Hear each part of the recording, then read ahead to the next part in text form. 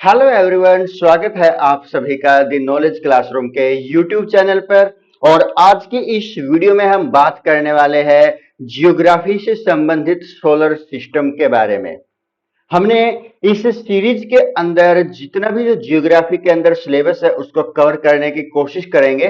तो हमने जियोग्राफी के इंट्रोडक्शन के ऊपर एक छोटी सी वीडियो बनाई थी, तो शायद आपने वो नहीं देखी है। यदि देख ली है तो अच्छी बात है, यदि नहीं देखी तो आप उसको जाकर के देखेगा, जिसमें हमने कुछ ना कुछ अपने जियोग्राफी के बारे में, उसकी परिभाषाओं के बारे में, उसके अध्ययन से संबंधित कुछ जानकारियों को वहां पर आपके साथ साझा किया है। और आज की इस वीडियो में हम बात करने वाले हैं अपने सोलर सिस्टम के बारे में, यानी कि जो हमारा सौरमंडल है उसके बारे में हम आज की इस वीडियो में जानकारी प्राप्त करेंगे। और उसमें भी जानकारी प्राप्त करेंगे अपने एक जो तारा है, एक अपना एक जो स्टार है उसके बारे में, जिसका नाम क्या है, सूर्य है।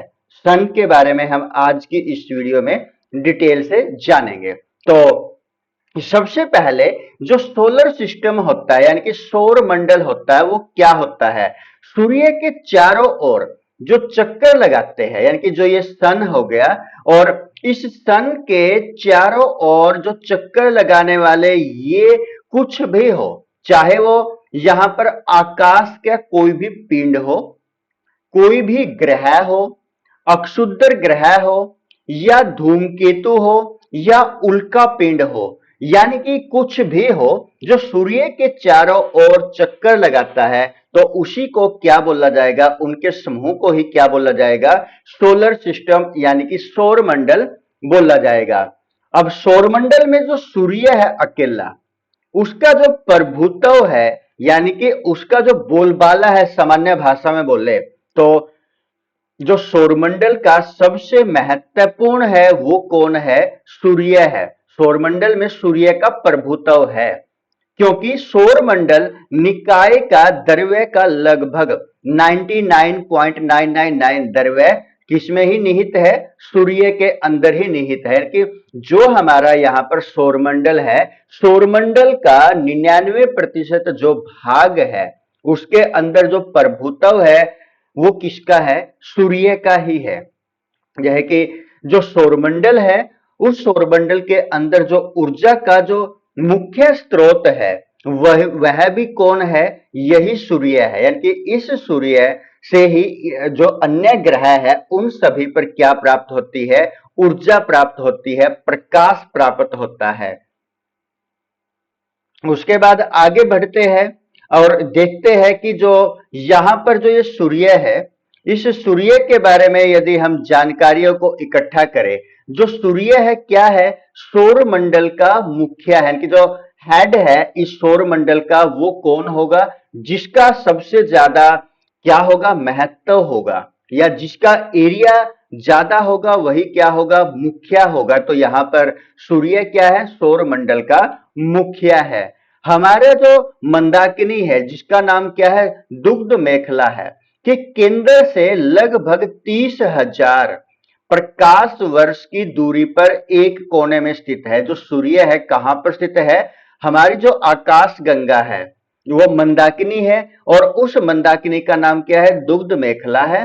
तो उसके केंद्र से लगभग 30,000 प्रकाश वर्ष, जो एक प्रकाश वर्ष होता है उसके अंदर क्या होता है, प्रकाश द्वारा एक वर्ष में तय की गई दूरी।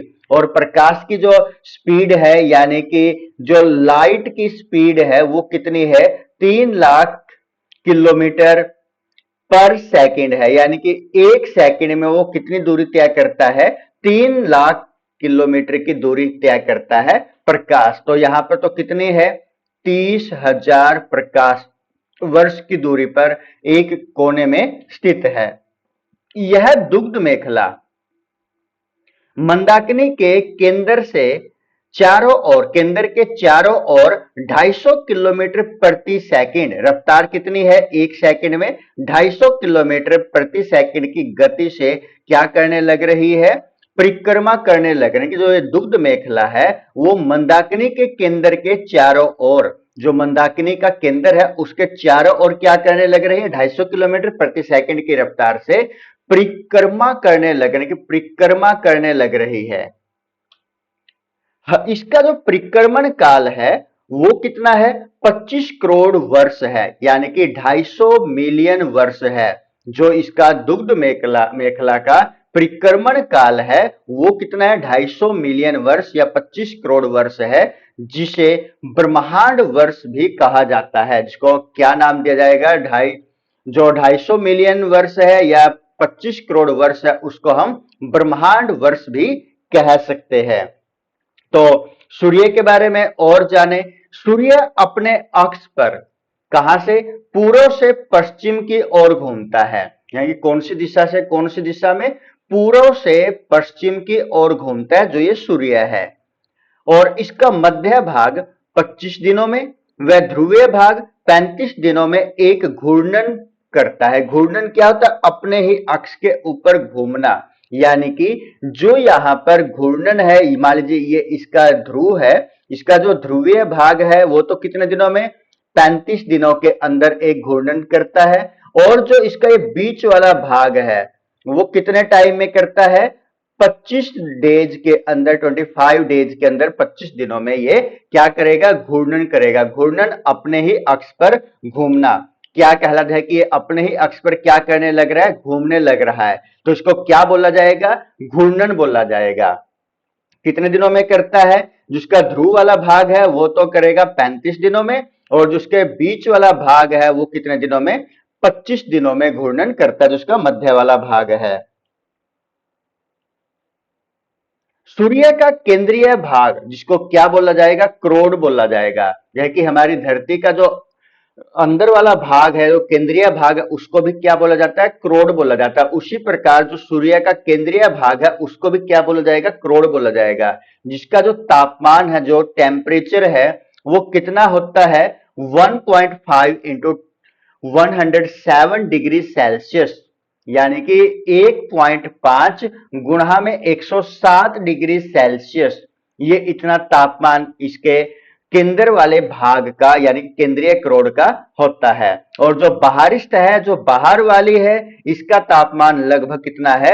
6000 डिग्री सेल्सियस है, यानी कि अंदर वाला लाखों के अंदर, और जो ये बाहर वाला है ये कितना मिलेगा? लगभग 6000 डिग्री सेल्सियस इसका तापमान मिलेगा।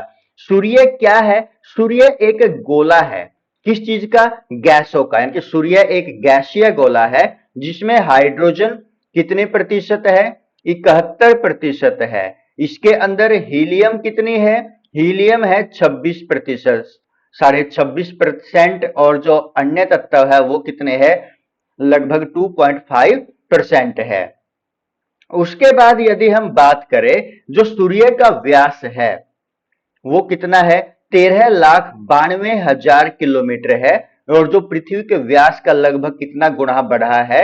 110 गुणा है। यानी कि जो पृथ्वी के सूर्य का व्यास है वो तो कितना है? 13,92,000 किलोमीटर का है, और पृथ्वी के व्यास का लगभग कितना है? 110 गुणा है।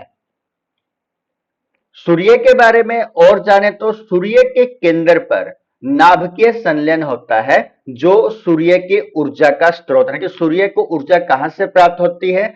सूर्य के अंदर जो हाइड्रोजन और जो हीलियम के अंदर क्रिया होती रहती है, हाइड्रोजनों के माध्यम से जो हीलियम बनती रहती है, जो ही क्या है? नाभिकीय संलयन है। और इसी नाभिकीय संलयन के माध्यम से सूर्य के अंदर जो ऊर्जा है वो उत्पन्न होती रहती है, और सूर्य की ऊर्जा का मुख्य स्रोत भी यही नाभिकीय संलयन है। सूर्य की दीप्तिमान सतह को, यानी कि जो लगातार हमें क्या जलता हुआ दिखाई देने वाला भाग है, उसको हम क्या बोलते हैं? दीप्तिमान सतह को प्रकाश मंडल बोलते हैं, फोटोस्फीयर। फोटो का मतलब क्या होता है? लाइट होता है।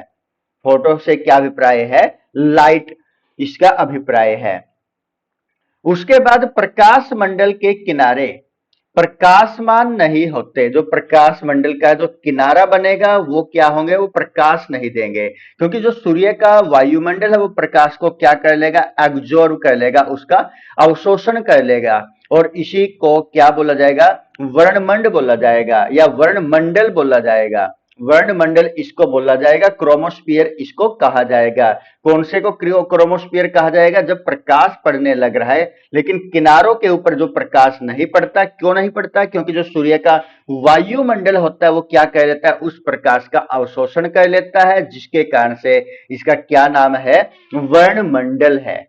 और यह किस रंग का होता है? लाल रंग का होता है।